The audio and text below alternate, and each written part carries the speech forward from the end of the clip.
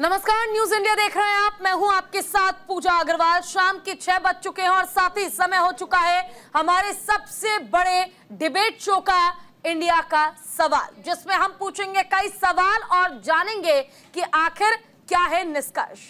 Medical entrance परीक्षा यानी कि नीट 2024 विवाद पर सुप्रीम कोर्ट में आज लगभग 2 घंटे 20 मिनट तक सुनवाई हुई। कोर्ट ने सुनवाई के दौरान एनटीए, सीबीआई, केंद्र सरकार और याचिकाकर्ताओं को अलग अलग निर्देश दिए हैं। मामले की अगली सुनवाई अब 11 जुलाई को होनी है। सुनवाई के दौरान सीजेआई डीवाई चंद्रचूड़ ने कहा, यह साफ है कि पेपर लीक हुआ है। सवाल यह है कि इसका दायरा कितना बड़ा है। यह समझना जरूरी है कि पेपर लीक कितना व्यापक है। सिर्फ 2 लोगों की गड़बड़ी की वजह से ये पूरा एग्जाम कैंसिल नहीं किया जा सकता। हम ये जानना चाहते हैं कि एनटीए और सरकार ने अब तक पेपर लीक के आरोपियों को पहचानने के लिए आखिर क्या कदम उठाए हैं। सीजेआई ने सॉलिसिटर जनरल तुषार मेहता से कहा, सरकार से पूछकर बताएं कि क्या हम साइबर फॉरेंसिक विभाग के डेटा को लेकर यूनिट के जरिए पता नहीं लगा सकते कि क्या पूरी परीक्षा प्रभावित हुई है, क्या गलत काम करने वालों की पहचान करना संभव है। इस तरह हम उन छात्रों के बारे में जानकारी जुटा सकते हैं जिन्होंने गड़बड़ी कर फायदा उठाया है।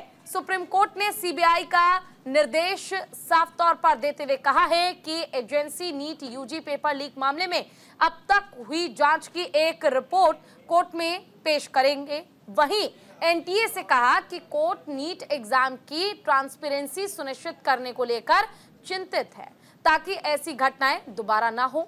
सरकार को इस पर एक्सपर्ट्स की मल्टी डिसिप्लिनरी टीम बनाने का विचार करना चाहिए। अगर एक कमेटी बनाई जा चुकी है तो उसकी पूरी डिटेल अदालत को दी जाए। इसके बाद कोर्ट ये तय करेगा कि आखिर कमेटी को काम करने की इजाजत दी जाए या इसके गठन में बदलाव किया जाए। लेकिन कोर्ट ने पेपर लीक होने की संभावनाओं को अभी फिलहाल के लिए खारिज नहीं किया है। जी हां, कोर्ट ने बेशक से अलग अलग निर्देश दिए हो, लेकिन कोर्ट ने अभी तक ये नहीं कहा है कि नीट पेपर लीक नहीं हुआ था।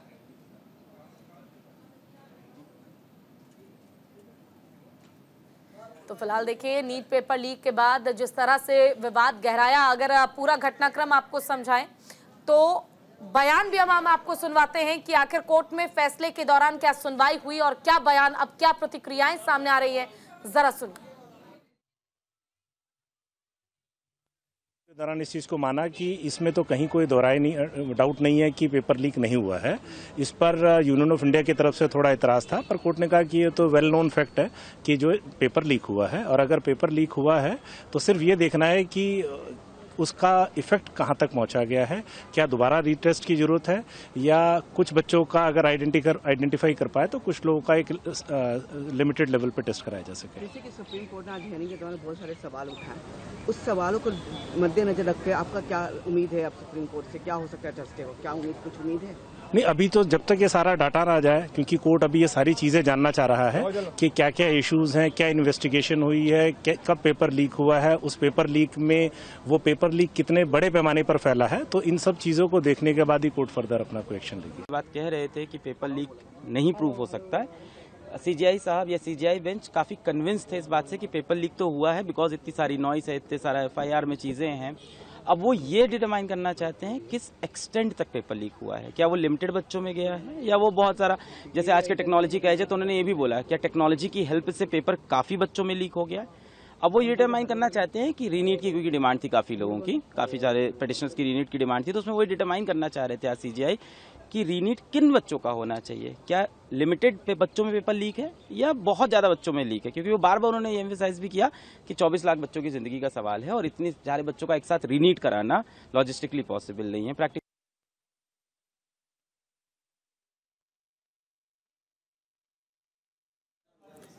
तो देखिए, लगातार प्रतिक्रियाएं जो हैं वो सामने आ रही हैं। कोर्ट ने जवाब मांगा है और स्टेटस रिपोर्ट का जिक्र किया गया कि अब तक सीबीआई ने क्या जांच की है, और साथ ही कोर्ट ने ये कहा है कि इस बात से बेशक हम इनकार नहीं कर सकते कि पेपर लीक हुआ है, लेकिन बड़ा सवाल ये है कि क्या वाकई पेपर लीक हुआ है, और अगर पेपर लीक हुआ है तो इसका दायरा कितना बड़ा है ये जानना बहुत ज्यादा जरूरी है, क्योंकि इतने बड़े एग्जाम को एकदम से रद्द कर देना और उसके बाद री एग्जाम कराना, एग्जाम का वापस से आयोजन कराना, ये काफी मुश्किल नजर आता है। तो कहीं ना कहीं अगर ये पता चल जाए कि जो पेपर लीक हुआ है इसका प्रभाव कहां तक पड़ा है, किन राज्यों तक पड़ा है, किन परीक्षार्थियों पर पड़ा है, तो इसके जरिए बेहतर हो पाएगा उन लोगों को समझ पाना और उन लोगों का री एग्जाम करवा पाना, जैसा कि इससे पहले भी किया गया था एनटीए की ओर से।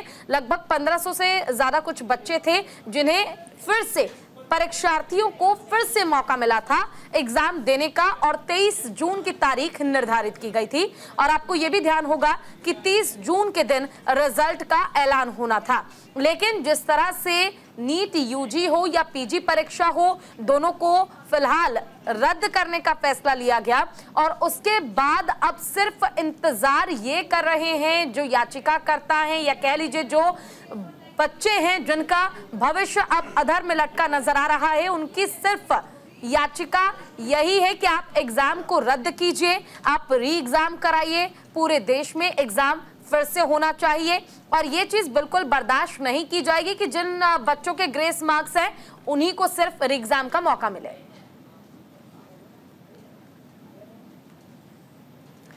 इससे पहले कि डिबेट में आगे बढ़े, हम आपको वो खूबसूरत तस्वीर दिखाते हैं जिसमें प्रधानमंत्री नरेंद्र मोदी रूस पहुंचे हुए हैं और यहां पर भारतीय प्रवासियों से देखिए पीएम मोदी मुलाकात कर रहे हैं। आपको ये बता दें कि प्रधानमंत्री नरेंद्र मोदी यहां पर शिखर सम्मेलन में शामिल होंगे। व्लादिमीर पुतिन उन्होंने इन्वाइट किया है खुद प्रधानमंत्री नरेंद्र मोदी को और इसके जरिए कोशिश ये की जा रही है कि भारत और रूस के संबंध और बेहतर हो सके और भारत में विकास के कार्यों में और तेजी आ सके। आप देख पाएंगे जो भारतीय प्रवासी है जो रूस में रह रहे हैं वो प्रधानमंत्री नरेंद्र मोदी से मुलाकात के लिए, उनकी एक झलक पाने के लिए बेसब्री से इंतजार कर रहे हैं और काफी बेसब्र नजर आ रहे हैं। कई तो लोग ऐसे हैं जिन्होंने अपने हाथ में प्रधानमंत्री नरेंद्र मोदी का पोस्टर लिया हुआ है। ये लोकप्रियता का बखान करती है प्रधानमंत्री नरेंद्र मोदी के कि आखिर पीएम मोदी कितने लोकप्रिय हैं। ये देखिए तस्वीर आप, जहां पर नरेंद्र मोदी भारतीय प्रवासियों से हाथ मिलाते नजर आए, मुस्कुराते नजर आए, उनका अभिवादन करते नजर आए और ये एक बहुत सरल और सौम्य स्वभाव है पीएम मोदी का, जिसके जरिए वो इतने लोकप्रिय आज भी और अब भी लगातार बने हुए हैं। हालांकि रूस के राष्ट्रपति व्लादिमीर पुतिन ने उन्हें यहां पर आमंत्रित किया है शिखर सम्मेलन में हिस्सा लेने के लिए। 22वां शिखर सम्मेलन आयोजित किया जा रहा है और इसमें शामिल होने के लिए प्रधानमंत्री नरेंद्र मोदी रूस पहुंचे हुए हैं। यहां से दौरे के बाद प्रधानमंत्री नरेंद्र मोदी ऑस्ट्रेलिया जाएंगे। ऑस्ट्रेलिया में भी वो द्विपक्षीय वार्ता करेंगे। कोशिश ये की जाएगी कि भारत के साथ तमाम देशों के संबंध और बेहतर हो। इंटरनेशनल या कह सकते हैं ग्लोबल लेवल पर भारत की पहचान बनाना और भारत को वो मुकाम दिलाना, ये प्रधानमंत्री नरेंद्र मोदी का दृढ़ संकल्प है जिसमें लगातार पीएम मोदी अग्रसर नजर आते हैं।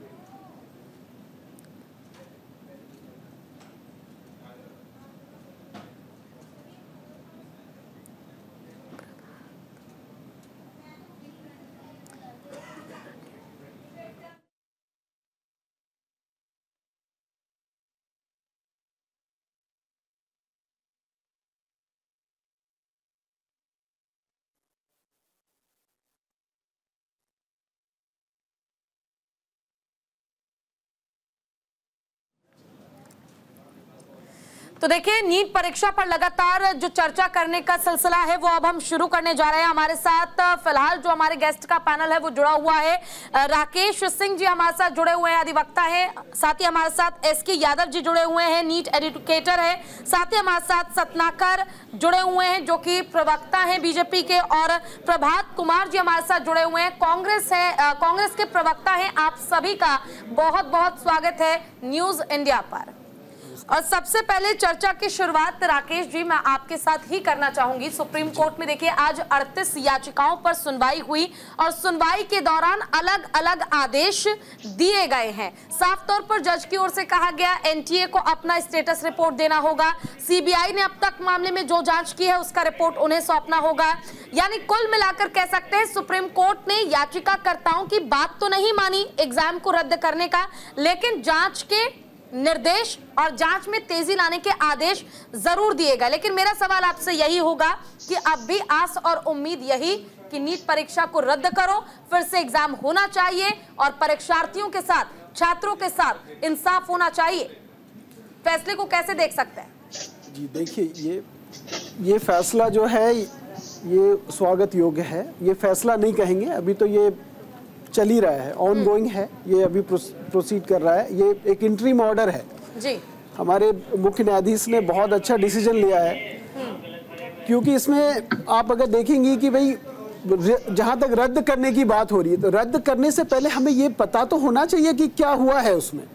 क्योंकि आप देखेंगे कि टेक्नोलॉजी आजकल इतना वास्ट है, इतनी जल्दी अब मान लीजिए आप रद्द कर देंगे और फिर से इसको री टेस्ट करेंगे, तो री टेस्ट करेंगे तो क्या गारंटी है कि बिना अगर ये सारे जो गैप हैं इनको भरे हुए अगर इसको रद्द कर दें तो क्या गारंटी है कि री टेस्ट में नहीं हो जाएगा ऐसा? फिर तो इसके लिए सीजीआई ने बहुत ही सोच समझ के ये फैसला लिया है कि पहले हम इन्वेस्टिगेशन को जान लें कि क्या हुआ है, कैसे रद्द हुआ है। क्योंकि देखिए इसमें आपको ये समझना होगा कि जो जजेज भी हैं वो एक्सपर्ट नहीं है, ये एक तरह से साइबर क्राइम के और भी है। इसमें टेक्नोलॉजी का बहुत यूज किया गया है, बहुत सारे ऐप्स बनाए गए हैं। तो ये पहले ये जानना बहुत जरूरी है कि ये जो लीक हुआ है या जो ये मैल प्रैक्टिस हुआ ये किस तरह से हुआ है और कहाँ त्रुटि हुई है। तो बिना उसको जाने अगर हम कहेंगे कि पूरी रद्द कर दें। और दूसरी बात ये है कि आप देखेंगे कि जो जरूरी नहीं है कि इसमें सारे बच्चे सबने नकल की या सभी को इसका फायदा हुआ है जो लीक हुआ है इसमें। तो कुछ ऐसे बच्चे हैं जो बहुत मेहनत करके इसमें एग्जाम दिया उन्होंने और उनका भी रिजल्ट आया है, तो उनके अधिकारों की भी तो बात होगी। बिल्कुल सर, देखिए मुझे लगता है कुछ नहीं लगभग 25 लाख ऐसे परीक्षार्थी थे जिन्होंने एग्जाम दिया था और कहीं ना कहीं सबकी उम्मीद, देखिए आप भी जानते हैं बेहतर तरीके से, साल भर मेहनत किया जाता है, दिन रात लगकर मेहनत करते हैं कि एग्जाम देंगे, लेकिन अगर किसी की कमी के कारण या धांधलेबाजी के कारण किसी दूसरे का भविष्य खराब हो तो ऑब्वियस सी बात है कि तकलीफ जरूर होगी। ठीक है, हमारे साथ एसके यादव जी जुड़े हुए हैं, नीट एजुकेटर हैं। सर आपकी तरफ रुख करते हुए और आपसे बहुत आसान सवाल मेरा होगा, देखिए आज सुप्रीम कोर्ट में सुनवाई हुई, फिलहाल जांच के निर्देश दे दिए गए हैं, एग्जाम रद्द नहीं होगा यह भी तय हो चुका है। अब अगली सुनवाई 11 तारीख को होगी। अगर परीक्षार्थियों के नजर से हम देखें, उनकी दृष्टि से देखें तो इस फैसले को आप किस तरीके से समझते हैं और किस तरीके से अगर हमारे जो भी परीक्षार्थी देख भी रहे हैं हमारा चैनल तो उन्हें समझा पाए आप? आप सभी को नमस्कार। मैं बताना चाहूंगा कि सुप्रीम कोर्ट का जो आज जजमेंट आया है वो बहुत ही स्वागत योग्य है। अगर हम लोग बात करें तो सुप्रीम कोर्ट ने क्या बोला कि पेपर तो लीक हुआ है, कितने लेवल पे हुआ है, मास लेवल पे हुआ है, 2 लोगों में हुआ है, कितने लोगों में हुआ है, उसके हिसाब से निर्णय आएगा। तो अगर हम लोग देखें सुप्रीम कोर्ट कई सारी चीजों को एक एक करके आपको बताया गया है। क्या बताया गया है इसमें कि आपके जो पेपर लीक हुए हैं वो कितने मास लेवल पे हुए हैं, 2 लोगों में हुए हैं, क्या इस समय टेक्नोलॉजी जो चल रही है उस टेक्नोलॉजी का यूज होके बहुत सारे बच्चों के पास गया है या नहीं गया है। तो और साथ में एनटीओ को भी बताया गया कि इस पे आपने कार्रवाई क्या किया, इसमें कितने। तो ये बच्चों के स्वागत योग्य है कि जिन बच्चों ने ऐसा किया है उनके साथ ये क्या पाया जाए।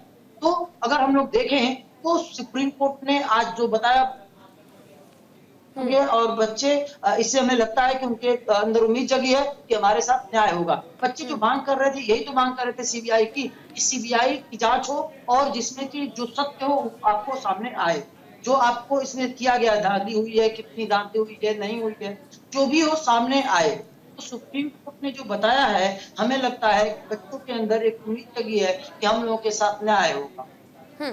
ठीक है, देखिए न्याय की उम्मीद तो हर एक परीक्षार्थी कर रहा है और सबको यही उम्मीद है कि शायद कुछ ऐसा फैसला आए कि उनके साथ जो नाइंसाफी हुई है उसके जरिए अब इंसाफ हो सके, और ये इंसाफ और किसी से नहीं बल्कि सुप्रीम कोर्ट की ओर से, सीजेआई की ओर से ही मिल पाएगा।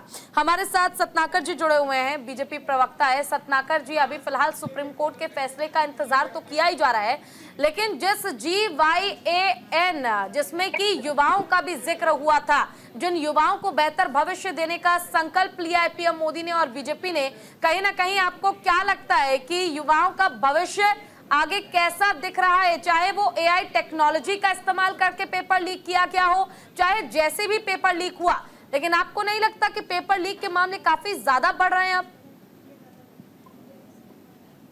देखिए पूजा जी के प्रश्न का जवाब मैं सीधे तरीके से एक तरह से देना चाहता हूँ कि भारत की सरकार जो है और शिक्षा मंत्री, वह पूरी हर संभव कोशिश किया जा रहा है जिससे कि छात्रों के साथ न्याय हो, और जो इस तरह की पेपर लीक की घटनाएं जो हो रही हैं, उन घटनाओं की पुनरावृत्ति न हो। सर, आपकी आवाज ठीक से नहीं आ रही है, मैं दोबारा आपकी तरफ रुख करूंगी। फिलहाल प्रभात कुमार जी कांग्रेस प्रवक्ता है, हमारे साथ जुड़े हुए हैं, उनका रुख कर लेते हैं।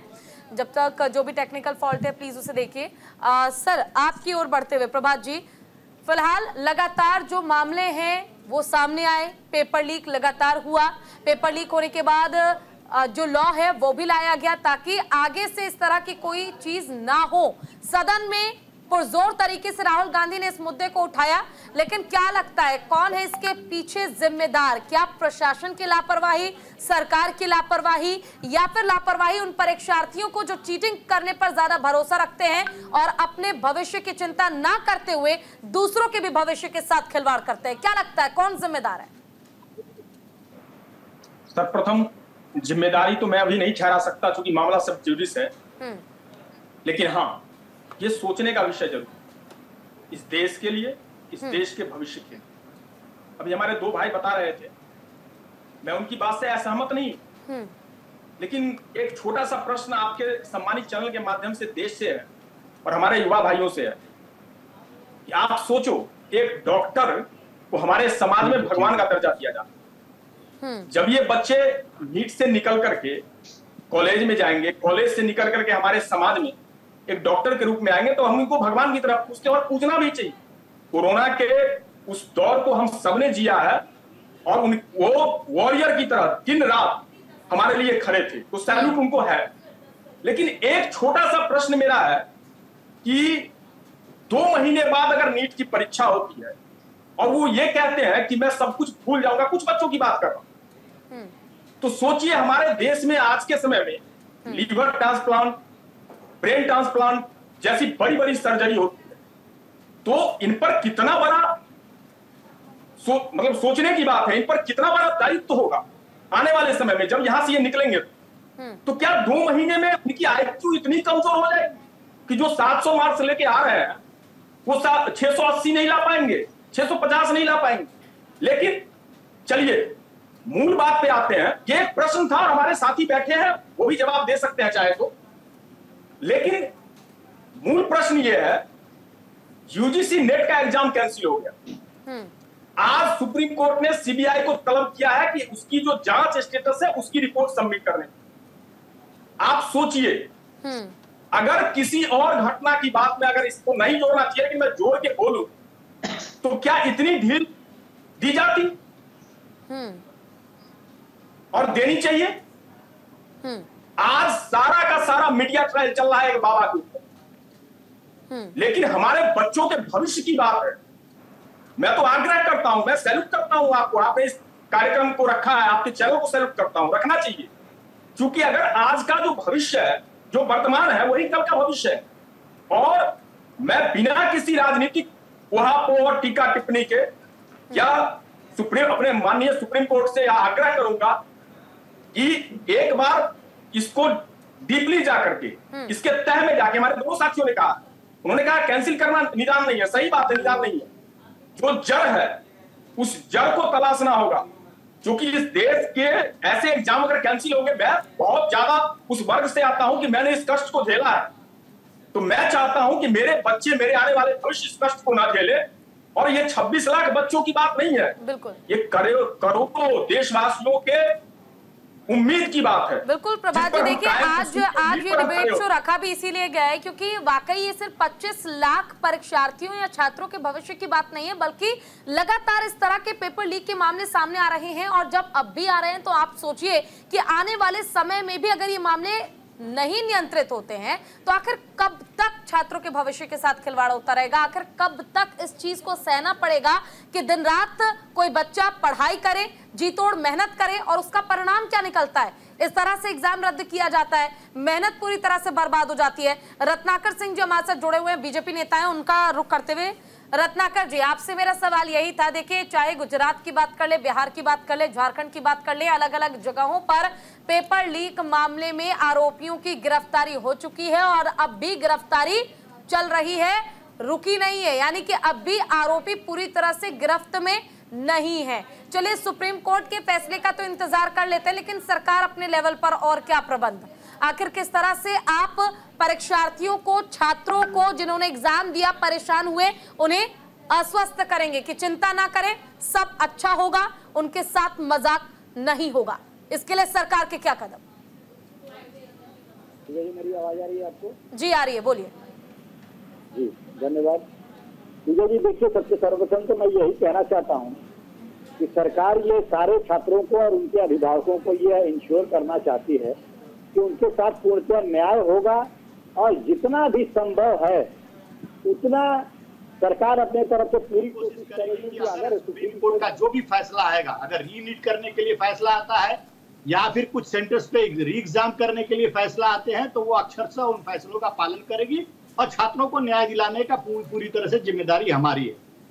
अच्छा, चूंकि 24 लाख छात्रों के भविष्य का सवाल है और चूंकि यह बहुत बड़े लेवल पे यह परीक्षा की जाती है, एनटीए के द्वारा 4,500 सेंटर से ज्यादा जो है ये सेंटर्स पे एग्जाम होते, कंडक्ट किए जाते हैं। 1563 छात्र सेंटर ऐसे थे जहां पे कि पेपर जो है आधे घंटे देरी के करीब से वहां पे पहुंचा था और जिसकी वजह से जो है ग्रेस का सिस्टम जो है डेवलप किया गया था, लेकिन कहीं ना कहीं ऑब्जेक्शन होने की वजह से वो ग्रेस सिस्टम को हटा दिया गया और री एग्जाम जो है कंडक्ट किया गया वो 1563 छात्रों के लिए। अब देखिए, वो 1563 छात्रों का के लिए तो हमने न्याय किया क्योंकि उनको देर से प्रश्न पत्र मिला और उनको फिर से पूरा समय दिया गया। ये पहली चीज हो गई। लेकिन सर, इसमें तो आप देखिए 1563 परीक्षार्थी थे, लेकिन पहुंचे सिर्फ 42% ही छात्र थे एग्जाम देने के लिए दोबारा।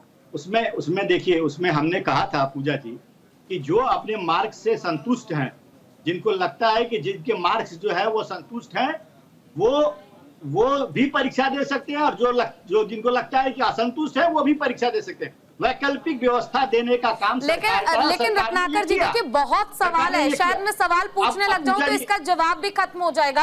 आप कह रहे हैं कि ग्रेस मार्क्स जिनको दिए गए उनके पास मौका था, अगर आप अपनी सुविधा के हिसाब से एग्जाम देना चाहते हैं तो आप दीजिए, अदरवाइज आप मत दीजिए। मान लीजिए मैं पर्सनली दे रही हूँ एग्जाम, मेरे 720 अंक में से 720 आए हैं, आपने मुझे ऑप्शन दिया मैं नहीं देना चाहूंगी एग्जाम, तो नहीं दूंगी, तो गलत तो उन परीक्षार्थियों के साथ फिर भी हुआ ना, इंसाफ तो फिर भी उनके साथ नहीं हुआ। वही उसी बात पे आना चाहता हूँ। देखिए पूजा जी, आखिर में अल्टीमेटली बात यहाँ पे आती है कि पेपर लीक हुआ है कि नहीं हुआ है। अगर हुआ भी है तो वो पेपर लीक का दायरा कितना बड़ा है, जो कि माननीय सुप्रीम कोर्ट ने आज कहा है और वो पूछा भी है एनटीए से कि पेपर लीक का दायरा सारे परीक्षा केंद्रों पर प्रभावित हुआ है या फिर कुछ केंद्र ही प्रभावित हुए हैं। एनटीए से उसने क्लियर कट में जवाब मांगा है और वो रिपोर्ट भी सबमिट करने के लिए कहा है। हाँ। और जो भी सरकार ने जो सीबीआई जांच का आदेश दिया था, इसमें 6 राज्यों में 39 जो है गिरफ्तारियां हुई है, उन गिरफ्तारियों में और वो जो जांच हुआ है वो स्टेटस रिपोर्ट उसका क्या है, वो स्टेटस रिपोर्ट भी माननीय सुप्रीम कोर्ट को, सीबीआई को देना है। तो कहीं ना कहीं भारत सरकार ने इसको बहुत गंभीरता से लेते हुए, इस पूरे प्रकरण को बहुत गंभीरता से लेते हुए बहुत मुझे लगता है सर, इससे पहले ही अगर गंभीरता से ले लिया होता तो इस तरह की घटनाएं होती ही नहीं। इससे पहले भी कई बार एग्जाम जो है, क्वेश्चन पेपर्स जो हैं वो वायरल हुए हैं, इससे पहले भी कई बार विरोध हुआ है और इससे पहले बिहार सबसे मुख्य राज्य रहा है जहां लगातार पेपर लीक हुए। जब आपकी सरकार थी तब भी, जब सरकार बदली तब भी, लेकिन नियंत्रण अब तक नहीं हो पाया। बहरहाल आप हमारे साथ बने रहिए, आप चारों हमारे साथ बने रहिएगा। चर्चा लगातार आगे भी जारी रहेगी। हर सवाल का जवाब परीक्षार्थियों को आज इस डिबेट शो के जरिए जरूर मिलेगा। वक्त यहाँ पर छोटे से ब्रेक का, हम जल्द लौटेंगे और ब्रेक के बाद एक बार फिर से स्वागत आप सभी का। देखिए, डिबेट में लगातार चर्चा चल रही है कि क्या नीट परीक्षा रद्द होगी, क्या री एग्जाम कराया जाएगा। सुप्रीम कोर्ट ने फिलहाल 11 तारीख सुनिश्चित की है अगली सुनवाई के लिए। कहीं ना कहीं परीक्षार्थियों के मन में एक क्वेश्चन मार्क है कि क्या री एग्जाम की जो मांग हो रही है, की जा रही है, वो उनकी मांग पूरी होगी या नहीं, ये सबसे बड़ा सवाल बना हुआ है। हमारे साथ हमारे गेस्ट का पैनल लगातार जुड़ा हुआ है। रत्नाकर सिंह जी नेता है बीजेपी के, हमारे साथ जुड़े हुए हैं। प्रभात कुमार प्रवक्ता कांग्रेस के हमारे साथ जुड़े हुए हैं। राकेश कुमार सिंह जी एडवोकेट हमारे साथ जुड़े हुए हैं और एसके यादव जी एजुकेटर हैं नीट के, वो भी हमारे साथ जुड़े हुए हैं। अब रुक सीधे एक बार फिर से राकेश कुमार जी आपका करती हूँ। देखिए, फिलहाल 11 तारीख सुनिश्चित कर ली है सुप्रीम कोर्ट ने, 11 तारीख को फिर से सुनवाई होगी। लेकिन कहीं ना कहीं आज जो फैसला आया है, कई ऐसे परीक्षार्थी हैं जो निराश होंगे, जिनके मन को आहत जरूर हुआ होगा, क्योंकि उम्मीद थी कि सुप्रीम कोर्ट उनके पक्ष में फैसला सुनाएंगे। लेकिन कहीं ना कहीं न्यायिक प्रक्रिया के जरिए ही आप आगे बढ़ सकते हैं।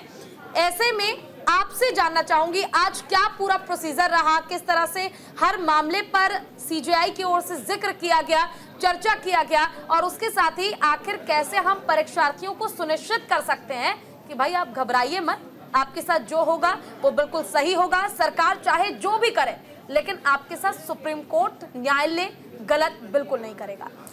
जी बिल्कुल, आपने सही कहा कि भले मैं भी विद्यार्थियों को ये एश्योर करना चाहूँगा कि आपका जो फेथ है, आपका जो विश्वास है, न्यायपालिका पे होना चाहिए, हमारे संविधान पे होना चाहिए।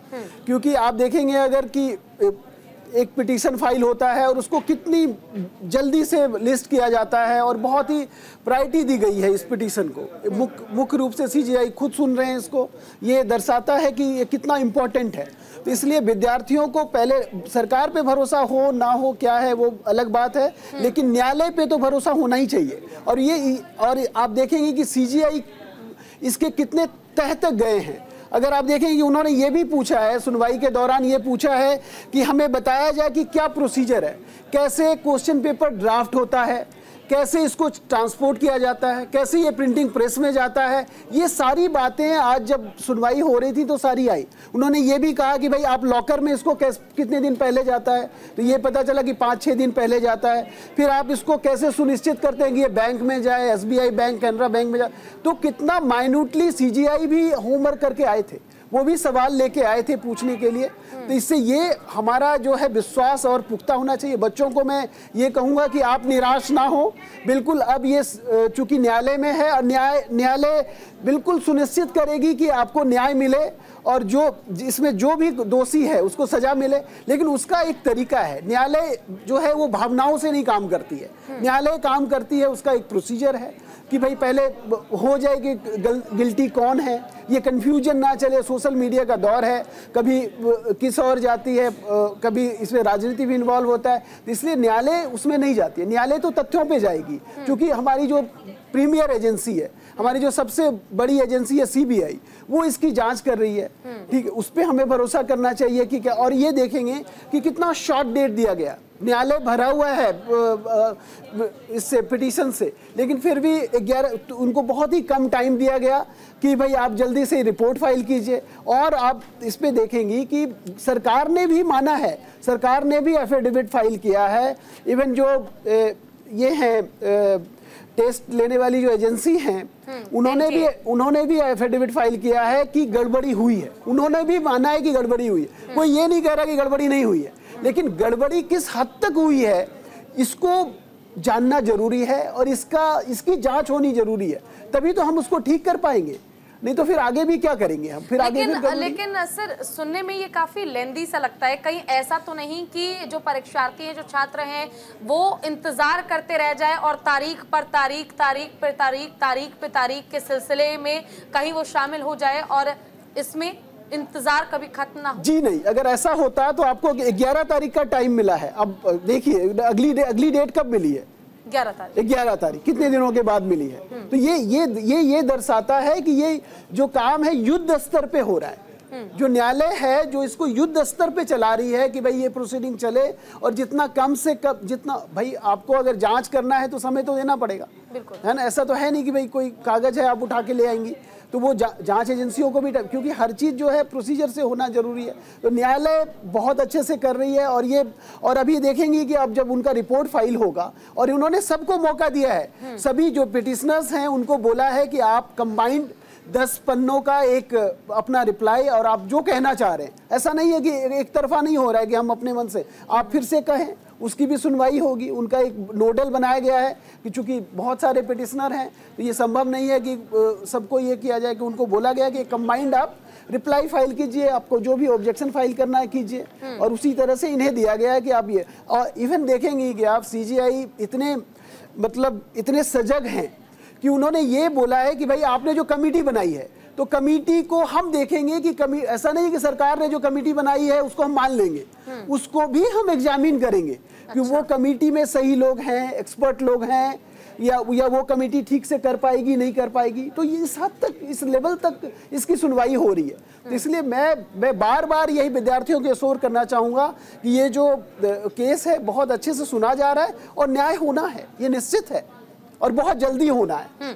ठीक है, देखिए SK यादव जी, अब राकेश जी ने तो सभी परीक्षार्थियों को, छात्रों को आश्वस्त कर दिया है कि अब आप परेशान मत होइए, आपके हर समस्या का समाधान निकलेगा।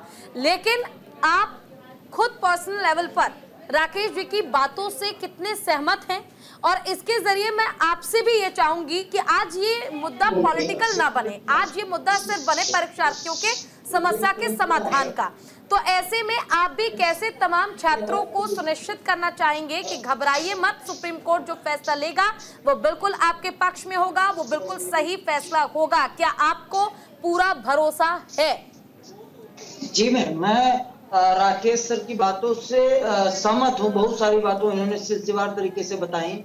जैसा कि सुप्रीम कोर्ट ने क्या कहा कि पहले तो मांगा कि पेपर जो लीक हुआ है वो कितने लेवल पे हुआ है, किस AI का यूज किया गया है, तो उसका कितना लेवल तक दायरा गया है आपका। इसके बाद दूसरी बात सर ने बताया कि जो सुप्रीम कोर्ट है NTA से जवाब मांगा है, केंद्र सरकार से जवाब मांगा है, सबसे एक सिलसिलेवार तरीके से मांगा है कि क्या हुआ है, इतने दिनों तो कैसे हुआ है, इसमें कितनी गड़बड़ियां हुई हैं। जैसा कि सभी लोगों ने माना भी है कि गड़बड़ियां हुई हैं, लीक हुआ है, लेकिन कितने लेवल तक हुआ है उसके हिसाब से आपको सुप्रीम कोर्ट न्याय देगा। और बच्चे भी यही हमें लगता है कि सब मांग कर रहे थे कि जो इसमें पेपर लीक हुआ है तो ज्यादा हुआ है, इसके दायरे से बोल रहे थे पेपर रीनीट कराया जाए। तो हमें लगता है कि सुप्रीम कोर्ट इसमें जो है जांच करेगी और बताएगी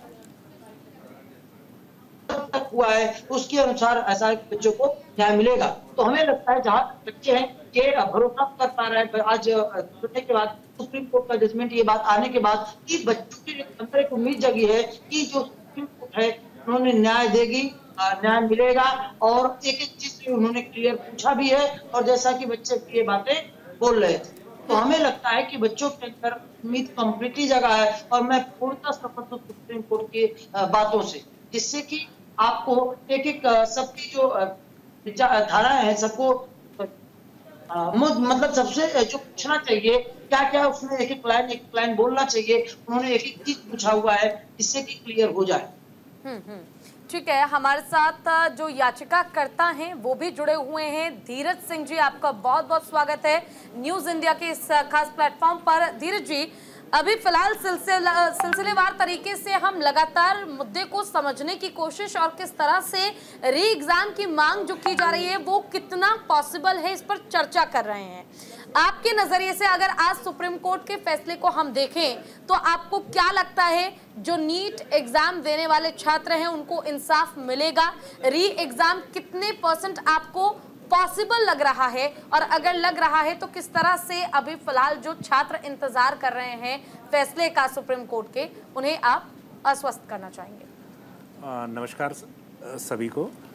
आज जो सुनवाई के दौरान सुप्रीम कोर्ट ने कुछ चीज़ें बड़ी क्लियर करी। पहली बात तो सुप्रीम कोर्ट ने सुनवाई के दौरान ये माना कि लीक हुआ है, पेपर लीक में कहीं लीक हुआ है, इसमें कहीं कोई डाउट ना सुप्रीम कोर्ट को है और ना बाकी किसी भी व्यक्ति को है। जब जो सरकार की तरफ से इस पे एतराज करा गया कि लीक जो है वो पूरा लीक नहीं हुआ है, एक पटना के अंदर एक सिर्फ लीक की घटना हुई है। तो कोर्ट ने इसके ऊपर फिर कुछ सर्टेन डायरेक्शंस दी और कुछ ऑर्डर्स पास करे। पहला, कोर्ट ने सुप्रीम कोर्ट से एक स्टेटस रिपोर्ट मांग ली है। ये याचिका क्योंकि एनटीए ने अपने काउंटर एफिडेविट में ये कहा कि क्योंकि हम वो एजेंसी नहीं है जो जांच कर रहे हैं, तो इसलिए सीबीआई देश की प्रीमियर एजेंसी है, सीबीआई जांच कर रही है, इसलिए एनटीए का कहना एनटीए इस पे कुछ नहीं कह पाएगी। तो इस पर हम लोगों की मांग आज सुप्रीम कोर्ट में रही कि अगर एनटीए कुछ बताने को तैयार नहीं है या कोई कमेंट नहीं कर पा रही है तो इसमें सीबीआई से ही स्टेटस रिपोर्ट मांगी जाए। और ऑनरेबल सुप्रीम कोर्ट ने सभी याचिकाकर्ताओं की इस डिमांड को एक्सेप्ट करते हुए जो है सीबीआई को आदेश दिया है कि वो डिटेल स्टेटस रिपोर्ट जो है फाइल करे। इस पे एनटीए और भारत सरकार ने इनिशियली थोड़ा ऑब्जेक्ट भी करा, लेकिन कोर्ट ने एक बहुत बड़ी बात बोली। कोर्ट ने कहा कि हम ये आदेश इसलिए जारी कर रहे हैं ताकि जनता का, पिटिशनर्स का इन संस्थाओं में विश्वास बना रहे।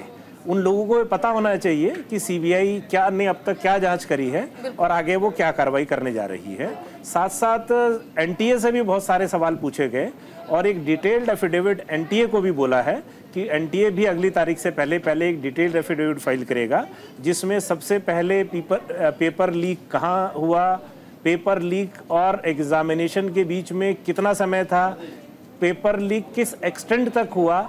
कोर्ट ये जानना, क्योंकि भारत सरकार और एनटीए का स्टैंड है कि जो लीक हुआ है वो एक छुटपुट घटना की तरह है और सिर्फ पटना में लीक हुआ है और वो लीक भी जो है वो बहुत व्यापक पैमाने पर नहीं फैला है। तो कोर्ट यही जानना चाह रही है, क्योंकि कोर्ट जब हम लोगों ने दिखाया कि ये जो पेपर लीक हुआ है ये सोशल मीडिया पे भी वायरल हो गया है, तो कोर्ट ने तब ये ऑब्जर्वेशन लिया कि अगर सोशल मीडिया पे वायरल हो गया है तो आज के टाइम में उसको वो किस एक्सटेंट तक फैला होगा, कितने लोग ने इस लीक का बेनिफिट उठाया है, ये सारी चीजें कोर्ट जानना चाह रही है। क्योंकि कोर्ट दोनों चीजों को देख रही है। कोर्ट एक तरफ 23 लाख बच्चों का दोबारा एग्जाम कराना, ये भी कोर्ट, इसको भी कोर्ट कंसीडर कर रही है। और कोर्ट ने एक चीज और बोली कि अगर ये प्रूव हो गया कि ये सिस्टमैटिक लीकेज है, कोई सिस्टम के फेलियर की वजह से लीकेज है, तो कोर्ट जो है इसमें रीनीट भी कराने का आदेश दे सकती है। धीरज जी, ये भी जानना चाहूंगे, देखिए री एग्जाम कराने का इंतजार बेशक से सभी परीक्षार्थियों को है, लेकिन जिस तरीके से आप बता रहे हैं और समझा भी रहे हैं, बहुत बेहतर तरीका है कि सिलसिलेवार तरीके से जांच की जाएगी। एनटीए हो, सरकार हो, प्रशासन हो, चूक कहां से हुई, सिस्टम की कहीं कोई लापरवाही थी, किस तरह से पेपर लीक हुआ, ये सब जांच की जा रही है और आगे भी सीबीआई जांच करेगी।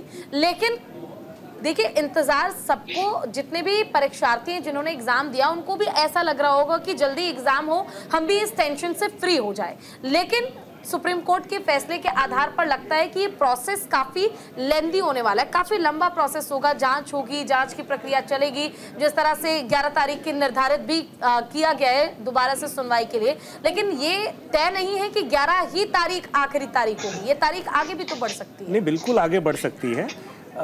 इसमें सुप्रीम कोर्ट को जितनी भी संस्थाएं हैं, चाहे वो एनडीए है, चाहे वो भारत सरकार है, चाहे वो सीबीआई है, इवन उन्होंने पिटिशनर से भी, जो करीब 37-38 याचिकाएं थी, तो उनके एडवोकेट से भी कहा है कि वो लोग भी अपना एक नोट जो है वो सब लोग मिल के, क्योंकि अगर सब लोगों को कोर्ट सुनेगी बारी बारी से तो वो काफी टाइम कंज्यूमिंग होगा। तो कोर्ट ने बाकी पिटिशनर्स के एडवोकेट से भी रिक्वेस्ट करी है कि वो सारे बैठें एक साथ में, एक जॉइंटली अपने पॉइंट्स बनाएं और एक 10 पेज का सिनॉप्सिस के अंदर उसको करके कोर्ट के आगे रखें। दूसरा, कोर्ट ने इसमें आज एक और बड़ी ही महत्वपूर्ण डायरेक्शन दी है। कोर्ट ने इसमें, जो हमारी प्रेयर भी थी, हमारी पिटीशन में एक स्पेसिफिक प्रेयर थी कि जिन बच्चों का सिलेक्शन हुआ है उन बच्चों का फॉरेंसिक एकेडमिक एनालिसिस कराया जाए।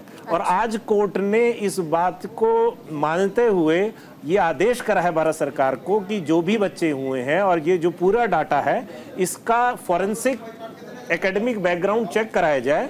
और भारत सरकार के पास, एमएचए के पास ऐसी संस्थाएं हैं जो इस काम को कर सकती हैं। और अगर भारत सरकार के पास कोई दिक्कत है तो वो कोर्ट ने यहाँ तक भी बोला है वो किसी इंडिपेंडेंट थर्ड पार्टी बॉडी को भी की सर्विसेज भी ले सकती है। कोर्ट ये जानना चाहती है कि उन बच्चों का जिनका 12वीं का रिजल्ट क्या था और उनका नीट का रिजल्ट क्या है, क्योंकि ऐसे बड़े सारे इंस्टेंसेस हुए हैं जिसमें बच्चे 12वीं में फिजिक्स में फेल हो गए हैं और एनटीए में नीट के एग्जाम में उनके 700 से 700 प्लस मार्क्स आए हैं। तो ये सारी चीजें, और प्लस आज कोर्ट ने पूरी प्रक्रिया को समझने का कोशिश करी कि किस तरीके से पेपर बनता है, कैसे पेपर छपता है, पेपर छपने के बाद वो किस तरीके से वापस ट्रांसपोर्ट एनटीए के पास आता है। फिर कोर्ट ने यहाँ तक भी जानकारी ली कि क्योंकि कोर्ट को सुनवाई के दौरान बताया गया कि 14 सेंटर्स जो हैं वो अब्रॉड में भी थे। तो कोर्ट ने यहाँ तक भी पूछा कि इन 14 जो अब्रॉड के सेंटर्स हैं उनको कैसे पेपर भेजा गया, क्या डिप्लोमेटिक बैग में भेजा गया या किसी कुरियर के माध्यम से भेजा गया।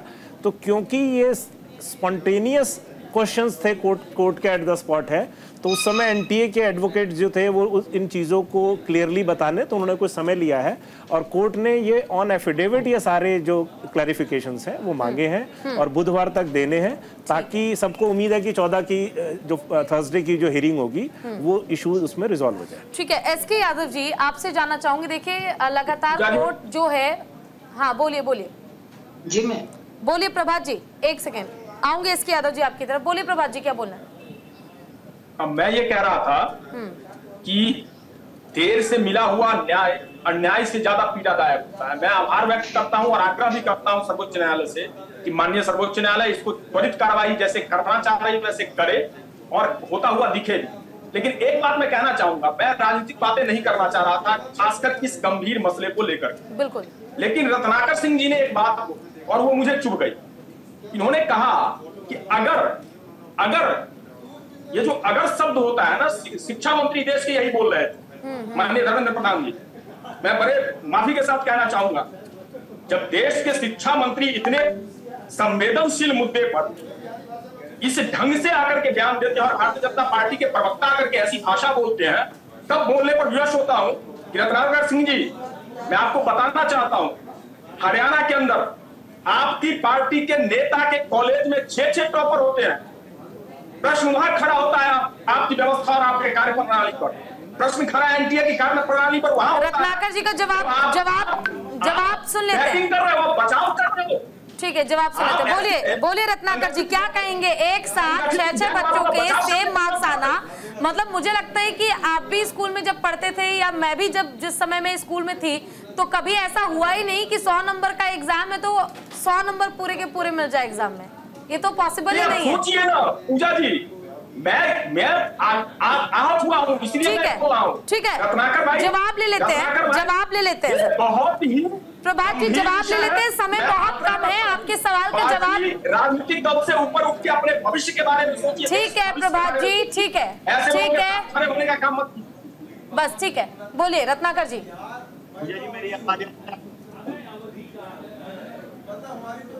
मेरी आवाज जी जी बोलिए। मुझे देखिए, पूरे हार्डली नहीं बोलने दिया गया और सारे का जवाब है देना चाह रहा था, लेकिन चूंकि समयाभाव के कारण अभी भी मुझे बहुत सारा समय नहीं मिल पाएगा, इसलिए मैं बहुत शॉर्ट में अपनी बातों को रखूंगा और मैं आपसे अनुरोध करूंगा कि थोड़ा इंटरप्ट मत करिएगा और मुझे 2 मिनट का समय बोलिए सर।